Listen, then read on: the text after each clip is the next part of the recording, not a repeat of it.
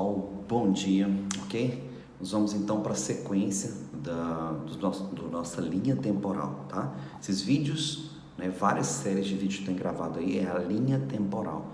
É uma linha, porque diferente das outras linhas de interpretação escatológica, o nosso canal é um pouco diferente, né? Parece um pouco com uma, parece um pouco com outra, mas é nenhuma delas. Porque eu creio, né, começando a grande diferença, que o livro de Apocalipse é uma sequência cronológica, ok? Ali é uma sequência cronológica com algumas visões proféticas em alguns capítulos, ok? Capítulo 7 é uma visão profética, capítulo 14 outra. Então, basicamente é isso, para que você entenda. Então, só recapitulando aqui os vídeos de ontem e anteontem, né, sobre a linha. Então nós falamos aí, né, que nós não cremos que a igreja vai ser arrebatada antes da sétima trombeta. Então nós vamos viver todos os momentos dos selos, né, que são os princípios das dores. Também vamos viver todas as trombetas, sendo que o arrebatamento acontece sim na última trombeta, capítulo 11 de Apocalipse, capítulo 11, ali nas duas testemunhas, né? No capítulo 10 a preparação para o toque da sétima trombeta, capítulo 11 é o toque da sétima trombeta, acontece ali junto com as duas testemunhas, né? E ali acontece então a primeira parte dos 42 meses, ou dos 3 anos e meio, né? A última semana de Daniel, que são 7 dias de anos. Então, se você não viu o meu estudo sobre a questão de Daniel, lá no começo do canal, nos primeiros vídeos, tem lá 70 semanas de Daniel, que é uma profecia que complementa Apocalipse. A primeira visão escatológica, Daniel, e Apocalipse, então se complementam. E Mateus 24, Lucas 17 e Marcos 13 são os textos escatológicos que a gente tem trabalhado aqui, ok? Então, sétima trombeta, arrebatamento, capítulo 11. Capítulo 12, então, João tem uma visão do céu, que é a guerra espiritual que acontece ali, a partir do capítulo 12, Satanás desce para a terra, ele é expulso das regiões celestiais, tá? Efésios 6 diz que nossa luta não é contra carne nem sangue, mas nos lugares celestiais, contra todas as hostes malignas, né? Efésios 6, a partir do versículo 10. Então, a Bíblia já nos diz que a nossa luta é nas regiões celestes.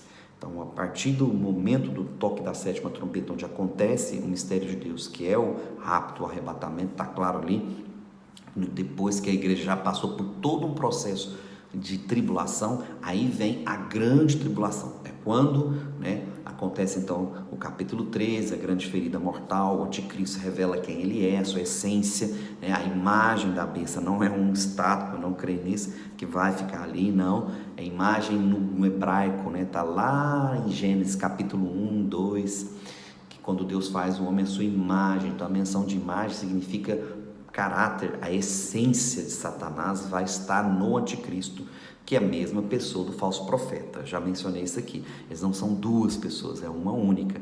Quando ele sofre a ferida mortal, né, ele se revela sendo quem ele é na sua essência. Até então ele é uma pessoa, né, inteligente, cognitivamente, né, maravilhosa, que busca solucionar os problemas da terra. Depois do capítulo 13 ele revela quem ele é e se junta, né, o dragão se une à besta. A besta não é o anticristo, tá? A Bíblia explica que a besta são os reinos dele, ok? E o falso profeta, propriamente dito, ele é o antimessias, né? Obviamente depois que ele sofre o processo de fusão, né, que Satanás vem mesmo habitar, né, no cidadão.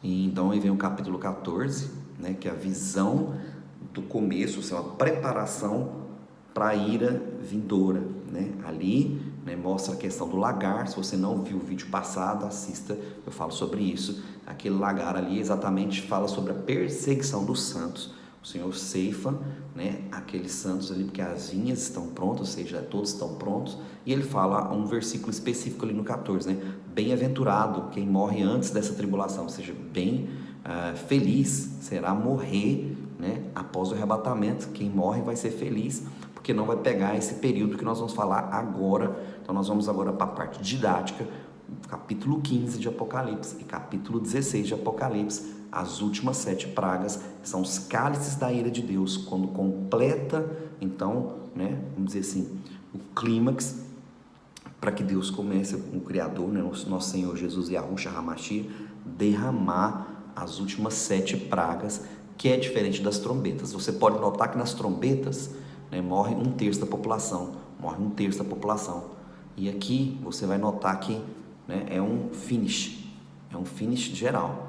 Então, morre praticamente toda a vida na terra, e cumpre então a palavra que Jesus diz, que se ele não abreviasse esses dias, carne nenhuma se salvaria, que a ira, né, quando ele vier, vai ser algo mesmo, como ele disse, uma grande tribulação, e vamos dizer assim, o completar então da inversão do campo magnético da terra, né? É o clímax do campo magnético da terra, onde todo o domo cai, onde todas as coisas acontecem. Há aqui um grande terremoto como nunca houve, né? Vai acontecer aqui nessa ocasião, e vocês vão ver, né? O plasma vai descer completamente, e nós vamos então para o texto agora, ok?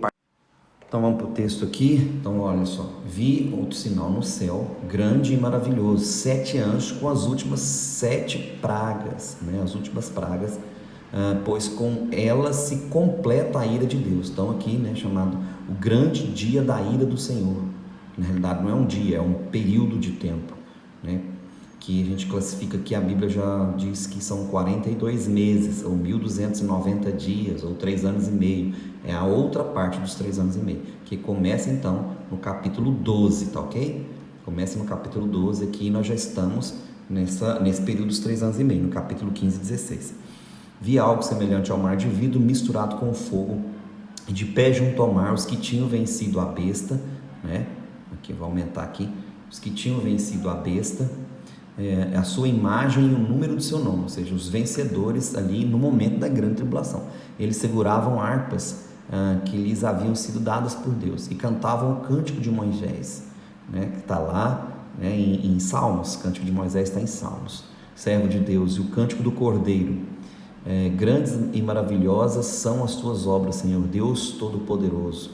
Justo e verdadeiro são os teus caminhos, ó Rei das nações. Quem não te temerá, Senhor? Quem não glorificará o teu nome? Pois tu somente és santo. Todas as nações virão à tua presença e te adorarão, pois os teus atos de justiça se tornaram manifestos. Depois disso olhei e vi que se abriu o céu, no céu, o santuário, o tabernáculo da aliança. De novo aqui a referência de que o tabernáculo, né, da aliança e a arca da aliança estão nos céus. Saíram do santuário então 7 anjos com as 7 pragas, com 7 cálices, né, da ira. Eles estavam vestidos de linho puro resplandecente e tinham cinturões de ouro ao redor do peito. E um dos 4 seres viventes deu aos 7 anjos as 7 taças. Está aqui então as 7 taças de ouro, cheias da ira de Yahweh, que vive para todo sempre. Aleluia. O santuário então ficou cheio da fumaça da glória de Deus e do seu poder, e ninguém podia entrar no santuário enquanto não se completasse as 7 pragas dos 7 anjos, ok? Vamos então para o Apocalipse capítulo 16, propriamente dito aqui. Começamos então a falar sobre as pragas. Então ouvi uma forte voz que vinha do santuário dizendo aos 7 anjos: vão derramar sobre a terra as 7 taças da ira de Yahweh, Deus Todo-Poderoso. O primeiro anjo foi e derramou a sua taça pela terra, e abriram-se feridas malignas e dolorosas naqueles que tinham a marca da besta e adoravam a sua imagem. Então, a primeira praga é sobre a terra, e todos os homens que aqui tinham a marca da besta foram afetados, todos. O segundo anjo, então, a primeira praga sobre a terra. Você vai notar que as pragas aqui vão atingir terra, fogo, o ar e a água. Pega os 4 elementos da natureza, ok? Perceba isso no texto. O segundo anjo derramou a sua taça no mar, olha só aqui, águas, e este se tornou em sangue como de um morto, e morreu toda criatura que vivia no mar. Então você percebe aqui que aqui já não morre 1/3 das criaturas, morre toda a vida que há no mar com a derramar desse cálice.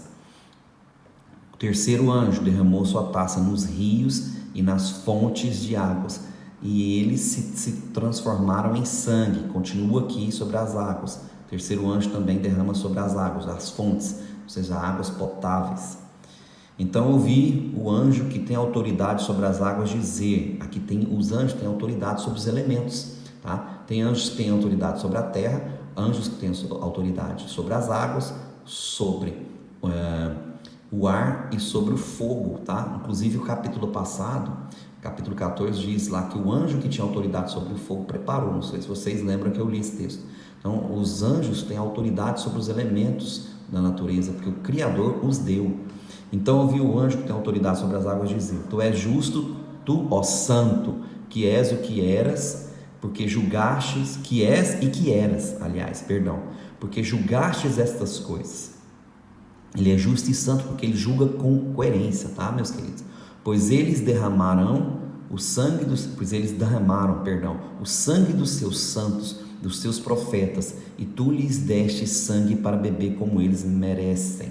Então aqui o Senhor está então fazendo justiça sobre o sangue dos santos que foram derramados pelos ímpios, pelos seguidores da besta, da besta que eu digo, né? Do anticristo, do reino da besta, vamos dizer assim, que é o falso profeta. Eu já disse isso. E eu vi o altar responder. Aí o altar responde: Sim, Senhor, Yahweh Elohim, ou seja, o Deus Todo-Poderoso, verdadeiros e justos são os seus juízos. O quarto anjo então derramou sua taça no sol. Aqui o anjo tem autoridade sobre o fogo, sobre o plasma. Olha que interessante aqui. Perdão, deixa eu diminuir um pouco aqui a tela, né? Para queimar os homens com fogo. Lembra que eu falei que o anjo que tinha autoridade sobre o fogo é o quarto anjo já aqui. Estes foram queimados pelo forte calor e amaldiçoaram o nome do Criador, né? De Deus, de Yahweh, que tem domínio sobre essas pragas. Contudo, recusaram-se a se arrepender e a glorificar. Olha que coisa, eles se recusaram, mesmo em vista de serem queimados. O quinto anjo então derramou sua taça sobre o trono da besta, olha isso, cuja o reino ficou em trevas. Então aqui, né, ele derrama sobre o trono da besta e há trevas mais uma vez sendo relatadas. E de tanta agonia os homens mordiam a própria língua, ou seja, o reino da besta, né? O trono da besta, o reino dela, da onde vinha, né, os cabeças ali que governavam a terra. Nesse momento aqui de escuridão, né, é uma escuridão para eles, como foi no Egito, né, com os egípcios, e blasfemavam contra o Criador do céu por causa das suas dores, das suas feridas. Contudo, recusaram-se a arrepender-se das obras que haviam praticado, né? Então o sexto anjo derramou sua taça sobre o grande rio Eufrates, e secaram-se as suas águas, para que fosse preparado o caminho para os reis que vêm do Oriente. Aqui é uma preparação, querido, para a guerra final do Armagedon. Nesse momento aqui então, né, que é o antimessias, né, que é o falso profeta, que são a mesma pessoa, começa então a reunir junto com Rassatã todos os exércitos de Néfilins que ainda sobraram, dos homens que estão blasfemando o nome do Criador, para preparar para a guerra do Armagedon. Então vi saírem da boca do dragão, da boca da besta e da boca do falso profeta os 3 espíritos imundos semelhantes a rãs. Aí você vai me perguntar: pastor, mas aqui vamos dizer assim, 3 pessoas diferentes. Não são, meu querido. Primeiro que o dragão aqui é Satanás, que é um espírito, então não pode ser uma pessoa, ok? A besta aqui também não é uma pessoa, porque é um reino. Não, mas a besta é uma pessoa. Não, ela tem uma pessoa que a representa, que é o falso profeta, ok? Então, como é que sai um espírito de dentro de um espírito? Entende isso? Aqui, obviamente, estou falando da mesma pessoa, que o dragão, a besta e o falso profeta, que são um só. Da boca deles sai 3 espíritos semelhantes a rãs. São espíritos de demônios que realizam sinais miraculosos, e eles vão aos reis do mundo a fim de reuni-los para a batalha do grande dia do Deus Todo-Poderoso. Então aqui já começa a preparação para a batalha do Armagedon, que é a batalha final. Eis que venho como ladrão, aqui o Senhor Jesus diz. Aqui ainda não é a vinda do Senhor, tá? Ele vai vir ainda. Aqui é o derramar só do cálice da ira. Feliz aquele que permanece vigilante e conserva consigo as suas vestes, para que não ande nu e não seja vista a sua vergonha. Ok? Então os 3 espíritos os reuniram no lugar que em hebraico é chamado de Armagedon. Então aqui ele começa a reunir os seus exércitos. E o 7º anjo então, né, derrama sua taça no ar. Lembra que eu falei dos 4 elementos? terra, fogo, ar e água, ele derrama então a última taça, que é a sétima, no ar, né? E do santuário saiu uma forte voz que vinha do trono dizendo: está consumado. A mesma palavra que Jesus falou na cruz, lembra, meus queridos? Está feito, está consumado. E houve então, né, relâmpagos, vozes, trovões e um forte terremoto, como eu disse para os irmãos. Nunca havia ocorrido um terremoto tão forte como esse desde que o homem existe sobre a terra. Então esse terremoto aqui, querido, né, diferente dos outros, também a terra vai se abalar, né, no sexto selo lá vai haver um grande terremoto, ok? Nas trombetas também vai haver terremoto, mas aqui é o terremoto final, como nunca houve antes, o grande terremoto, ok? E nesse terremoto aqui é o que vai, né, finalizar o evento da inversão magnética. São os últimos momentos da inversão magnética da Terra. A grande cidade então foi fracionada em 3 partes. E aqui é bom que relata algo interessante sobre a questão da inversão do campo magnético, né? A expansão, a teoria de expansão da Terra, que a Terra está em expansão, ok? Quando estudei engenharia, a gente estudou em geologia, ok? Em geologia mostra que a Terra está em expansão. Todos os anos ela se expande um pouco, mas em todo momento da inversão há uma grande expansão territorial, ou seja, a Terra aumenta de tamanho. Isso é uma teoria científica e aqui fala exatamente sobre isso. Olha aí, que a grande cidade foi fracionada em 3 partes, as cidades das nações se desmoronaram, Deus lembrou-se da grande Babilônia e lhe deu o cálice do vinho do furor da sua ira. Todas as ilhas fugiram, olha aqui a expansão, as ilhas fugiram, as montanhas desapareceram. Aqui é o momento de expansão da Terra. Okay? E caíram sobre os homens, vindas do céu, enorme pedra de granizo, ou seja, a completa queda do domo, ou seja, cerca de 35 quilos cada. E eles blasfemaram contra Deus por causa do granizo, pois a praga foi terrível. Ou seja, foi a completa queda do domo, vai acontecer nesse momento. As outras quedas foram parciais. E acontece então a expansão da terra e a queda completa do domo. As outras quedas foram parciais, certo? Junto com essa queda é exatamente isso, a grande chuva de meteoro, vamos dizer assim, né? Que eles chamam de meteoro, mas aqui a gente fala pedras, né, de grande pesos, 35 quilos cada. E por causa disso, né, foi grande a destruição, foi completa aqui. Então, meus queridos, essas são as 7 taças, e amanhã a gente volta para Apocalipse capítulo 17, quando nós vamos então estar nos aproximando da vinda do Senhor para ele finalizar a guerra e depois vai implantar o milênio. Nós vamos estar falando sobre, né, os momentos finais aqui então, logo após esses 3 anos e meio aqui, que o Senhor completa então o cálice da sua ira, ok? Então, shalom, fique na paz e amanhã a gente volta com essa linha